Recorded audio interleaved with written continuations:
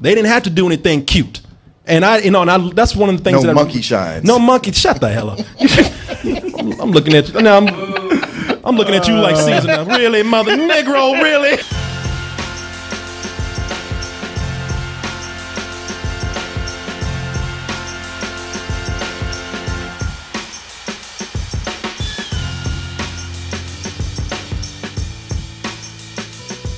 Let's talk about a movie that has been getting a lot of attention.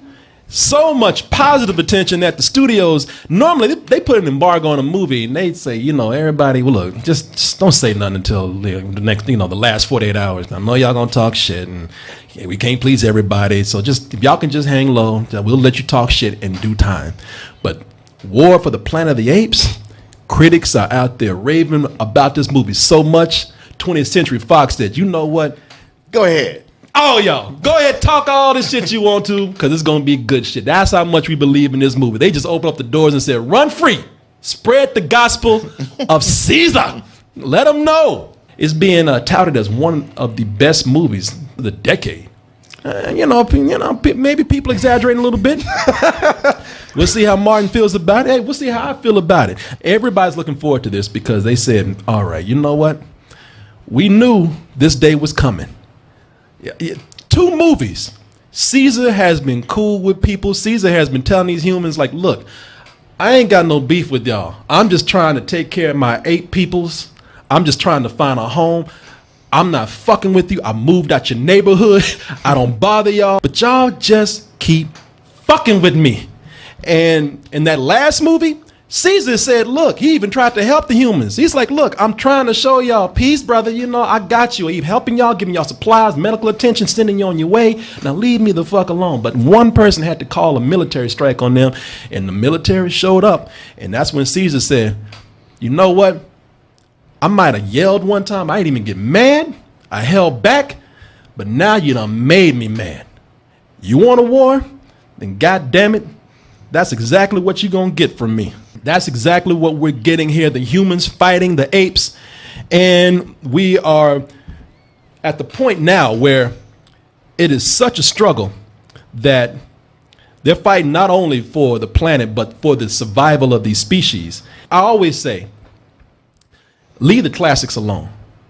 If something is so iconic in its idea and its visuals, and it's so original in its premise, you probably don't want to mess with it. And that's what people really consider the first series of the Planet of the Apes to be.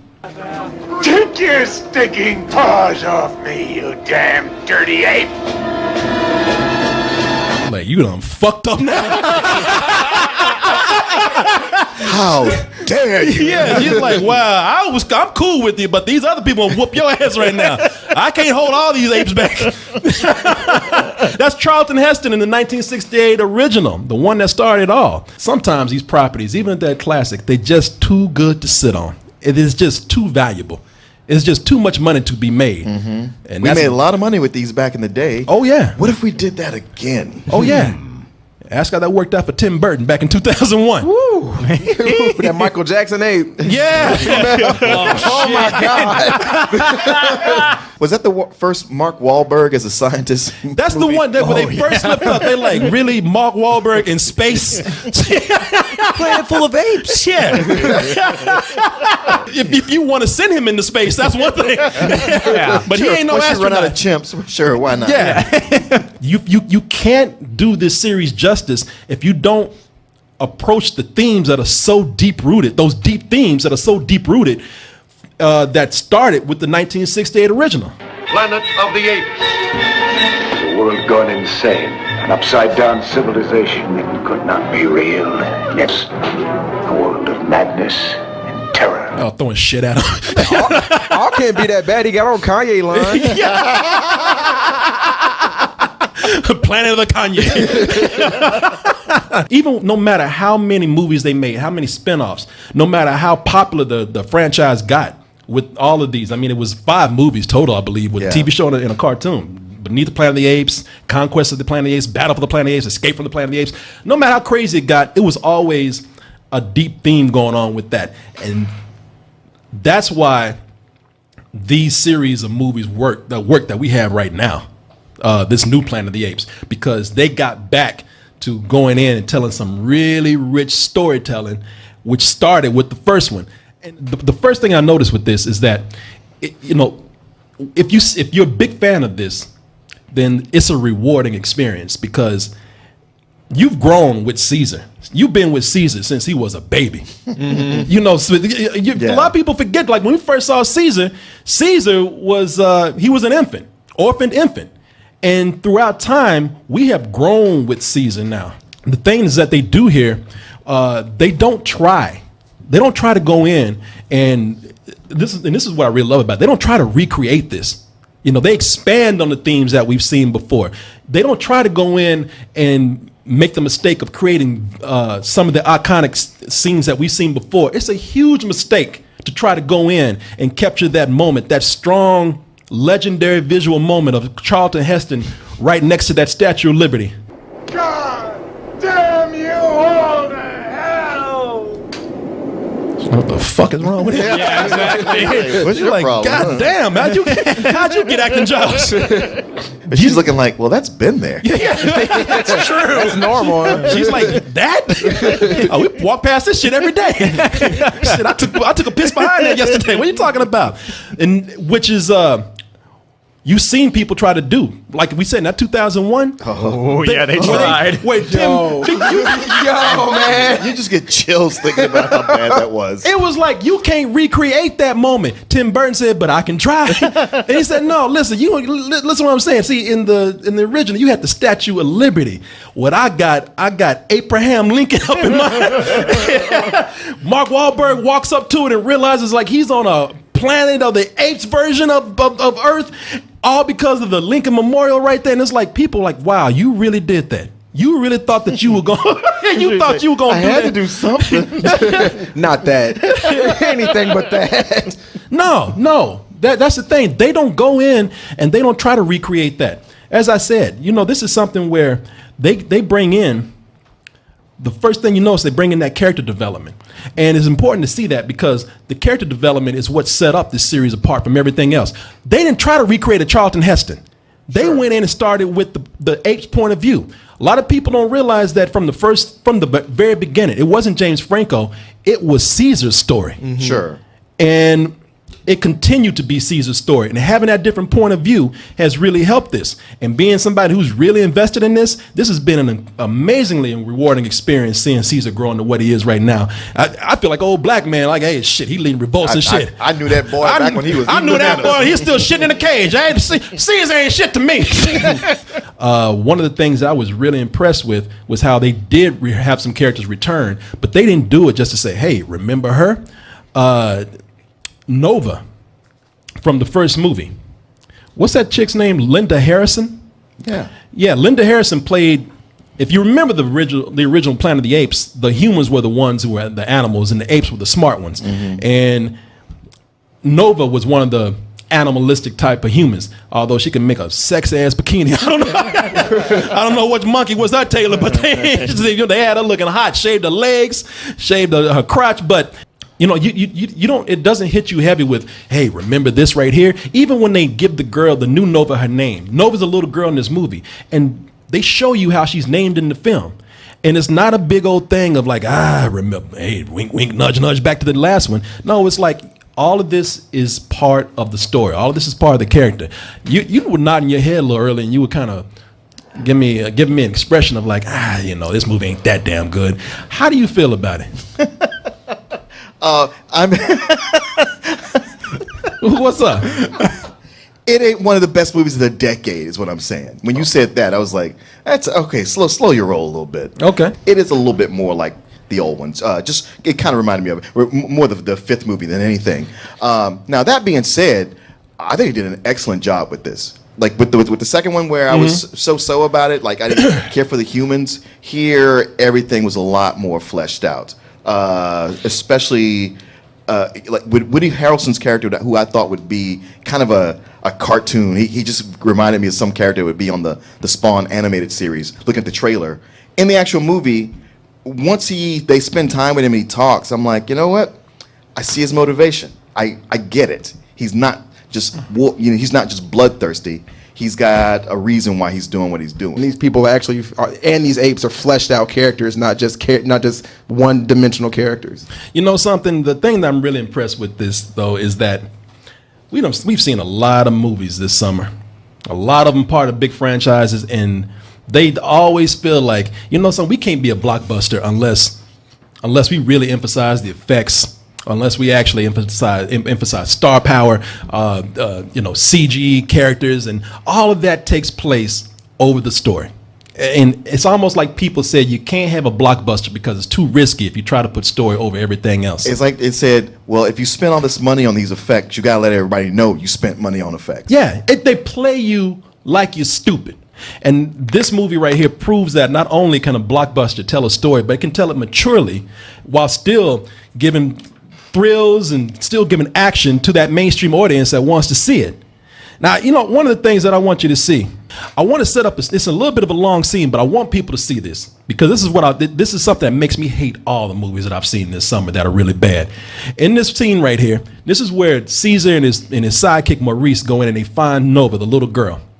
And when they do find her, Caesar says, "We ain't taking this chick with us. Leave that, almost like a stray animal. Leave that shit where you found it. Mm-hmm. We on a mission right now.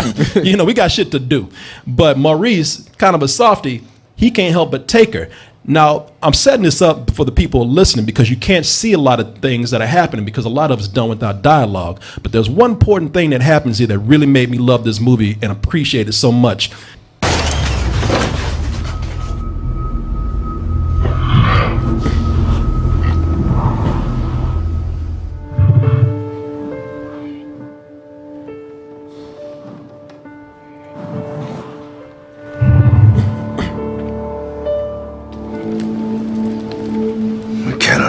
Maurice.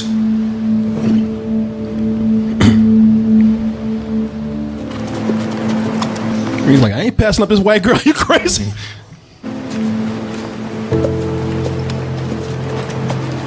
Now, the reason why that's so important is because Caesar look like you right there. I know. Told you. Goddamn shame. But that's humorous. People laughed and people thought it was cute, but they didn't have to.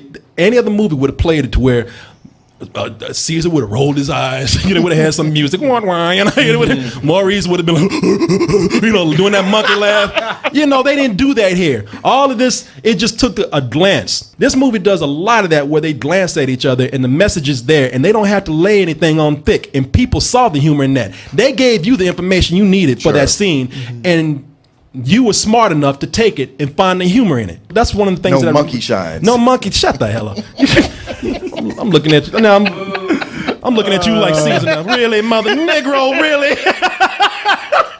You gonna do that shit? Put that joke back. We cannot take it.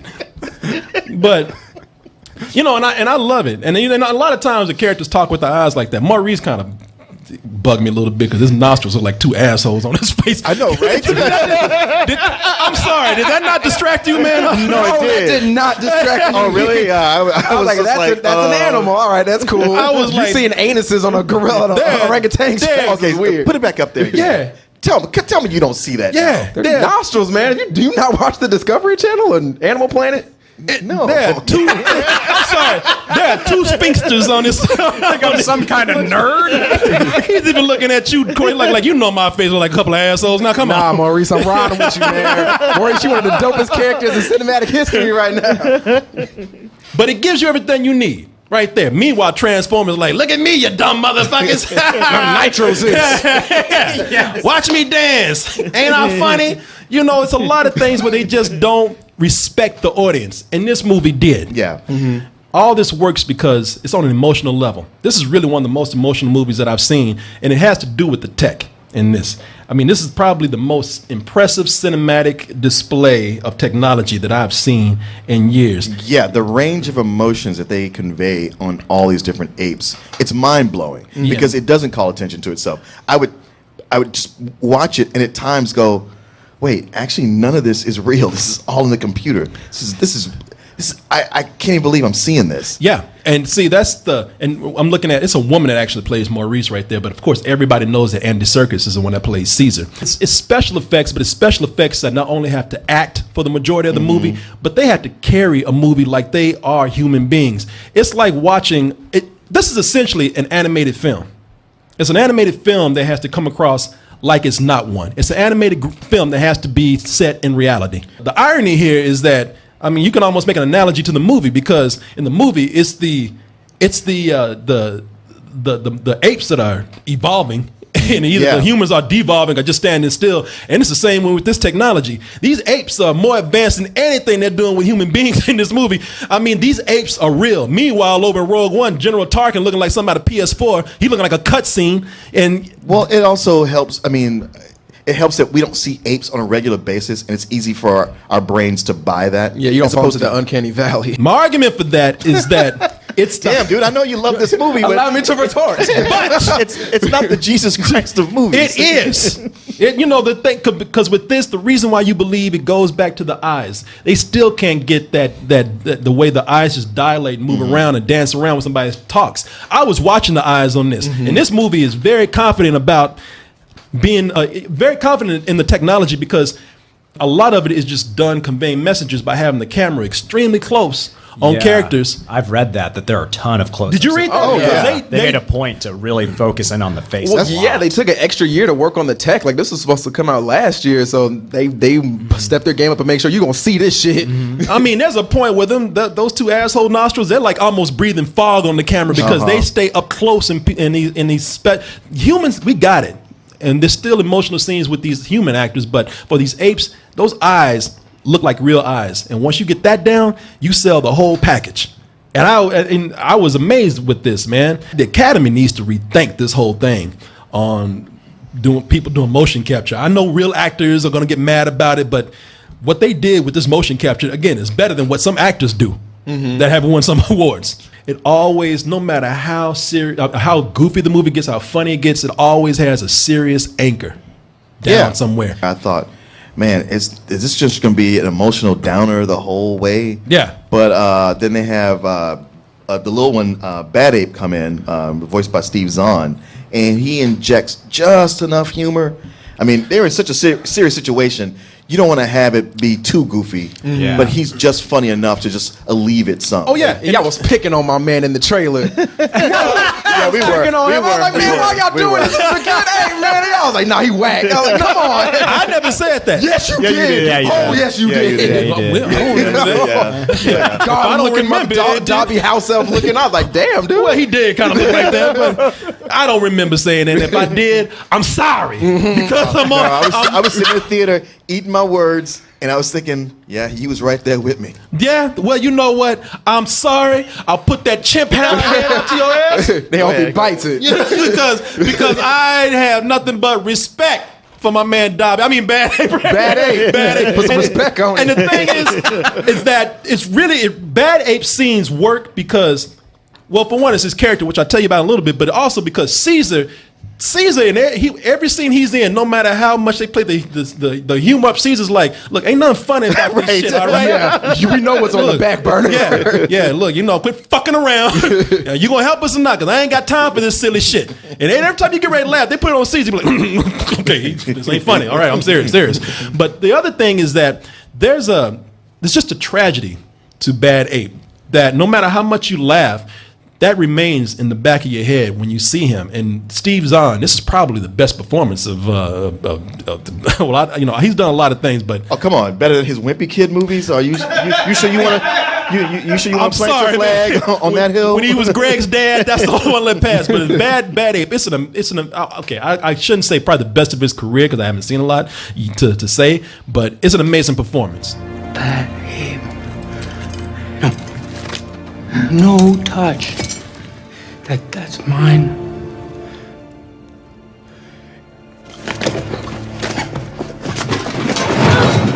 I'm okay.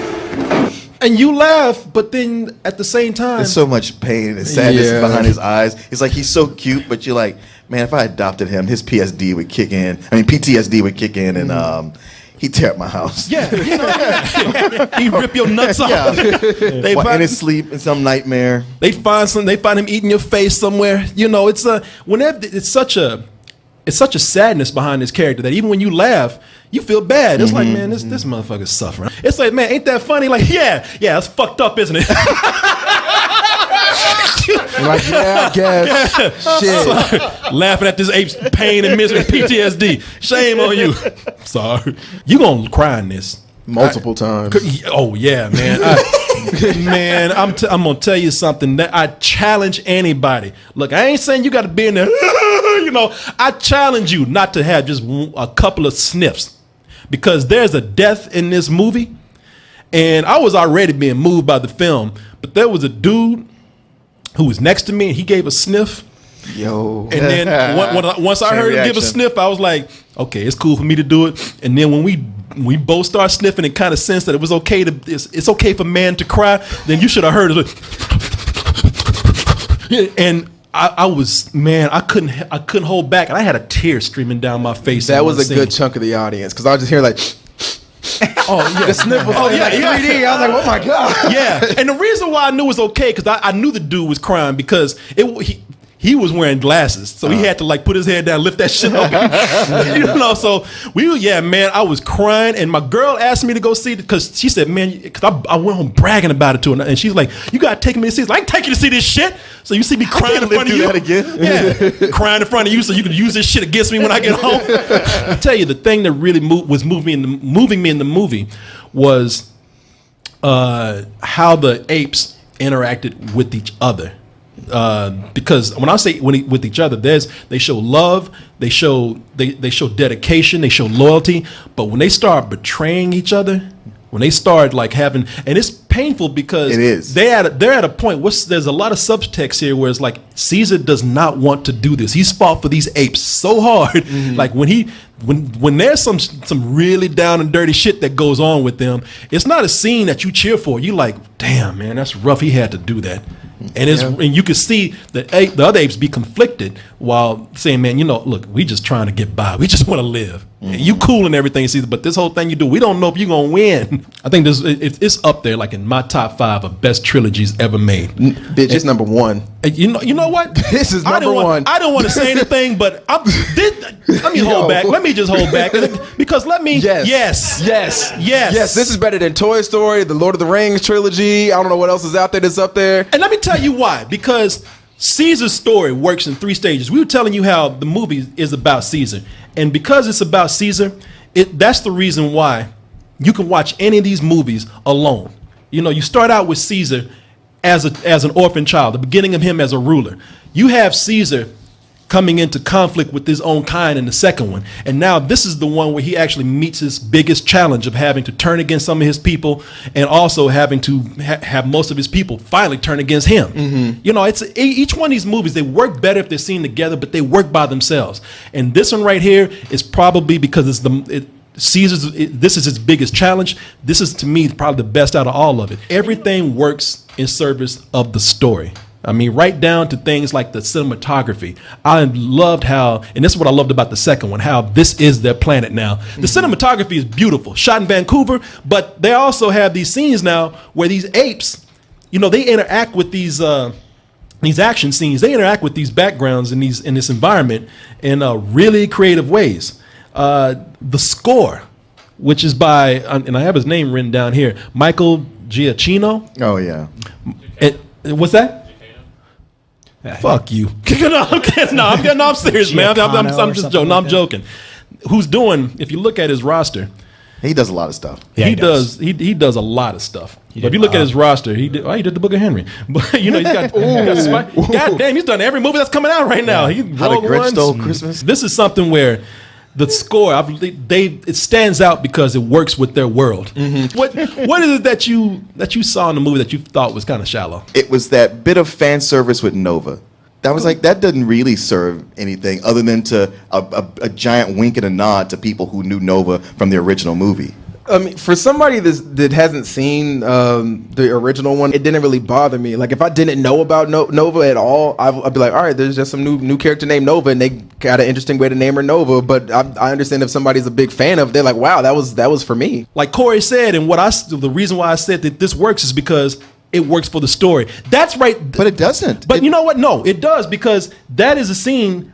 If it was done just to show that little name right there, that'd be one thing. But that's an emotional scene right there. That's a moment that they're sharing with each other. You know what? I'm not going to go through here and say that there's things I don't have complaints about. I think, if anything, it's just a formula, because the movie does end, in a, like most action blockbusters do. Mm-hmm. It ends with big explosions and gunfire and, you can't have a movie called War for the Planet of the Apes without having a war. But that was my reason. I said, hey, you know what? It's kind of formula, but this shit was a buildup. Yeah. And it is called War for the Planet of the Apes. And plus, it is the military. And there is one part where Woody Harrelson says, I wish they would come at me. I got all these guns and explosives around here. And it's like, well, yeah, shit is going to blow up. And the main thing that really got me with that is that it is such a tension building moment that I was looking at this one scene where it got to a part where Caesar just said, you know what? I'm sick of this shit. And he just blew everything. He said he had a fucking moment. He's like, I'm trying to be cool. I don't give a fuck who's going down now. And the other thing that I probably had, it might be nitpicking, but it's War of the Planet of the Apes. We do not need to have everything that's a war have a Vietnam theme to it. And if you look at some of the things that they have in here, they're doing this whole thing of doing a lot of things that we've seen in such movies as Full Metal Jacket and Apocalypse Now. I'm looking at like the dudes that are walking, and they all have things like Monkey Killer on the helmets. Yeah. You get a very when that came early in the film, I was like, I don't know how this is gonna go. Yeah, and that kind of threw me off. And there's even a moment in the movie where they're playing like Jimi Hendrix, and it just feels like they're forcing a Vietnam theme a little bit too hard. And it's like, you know what? It might be one thing if we'd already have like one giant ape movie that was actually set in Vietnam. Sure. With Kong Skull Island. Mm-hmm. And after this, it's like, okay, that was done so well in that movie. Here, it just feels a little bit forced. And I'm gonna say that while you liked Woody Harrelson, and I did too. Because Woody Harrelson, I thought he was going to be kind of a cartoonish character, and to an extent, he was what I thought he was going to be from looking at the trailer. He's over the top, but impressive. So emotional. And I was like, that's a little bit of a cartoonish moment, right? If you would have stopped like one line before this, we would have been good. But you had to do that. Yeah, and I don't think the character needs to be, because they play him crazy. You see him just channeling a little bit of Colonel Kurtz from Apocalypse Now. From what's his name? Marlon Brando. Was he fat as shit? If he could, he had the potential.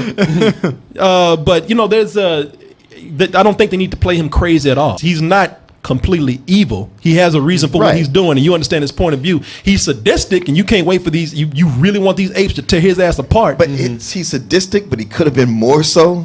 Yeah.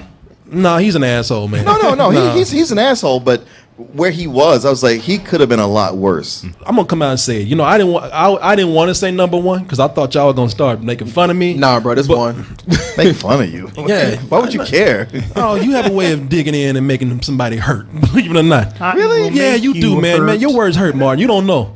I hate to give you this power right now. Ask him. Don't look at me. But since you put it out there, this is better than Star Wars. I think this is better than Toy Story, and the reason why is because every story has built up to something. Mm-hmm. Toy Story is something where they kind of tell the same story over and over again. Thank you. Yeah, they do. I love Toy Story, but they do a repeat. They just get a different villain in a different setting.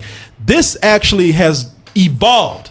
This actually is something that has grown in character and story and end up hitting a point that was a very, very thrilling and suspenseful end. Again, the irony is while blockbusters start to devolve and get dumber, these ape movies as blockbusters have gotten better.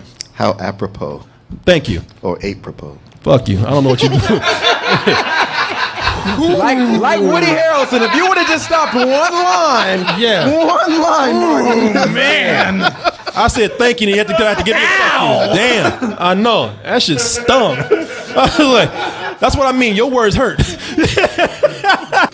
fuck these Transformers, fuck these robots, fuck that mummy, fuck that pirate, fuck your universe. This is a better than sex movie for me right here, man. I know everybody's probably gonna think that I'm hyping it up a little bit too much for you. I know people are probably thinking that, man, I'm gonna be disappointed when I see it. I told you, I'm a story person. I'm a character person. And to see it done on this kind of scale where this kind of storytelling is usually considered to be in a place where it's safer, a movie with a lesser budget, for them to take a chance with this, I do think that this is one of the best movies of the decade. I really do. And yeah, better than sex for me. I'm not going to say it's the best or one of the best trilogies only because nothing stays a trilogy anymore. Everything that's been a trilogy, they've gone back and made one more movie in the series. They said they're working on they proposed the story for the next one for this series. Yeah. You know what? I'll tell you how I can argue that just real quick. You can take these movies, because this story has a beginning, a middle, and an end. It wraps itself up tight. And you can end that story there. Now, you can go to the next phase, but this is a trilogy that can stand on its own.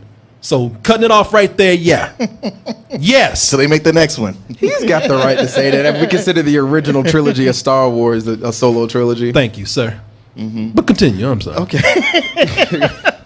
My quibbles with it, what I said about the fan service here and there, and there's moments where it gets it kind of bogs itself down a little bit. It's a little, if you're watching it, there could be a point where you're like, it feels like it's dragging.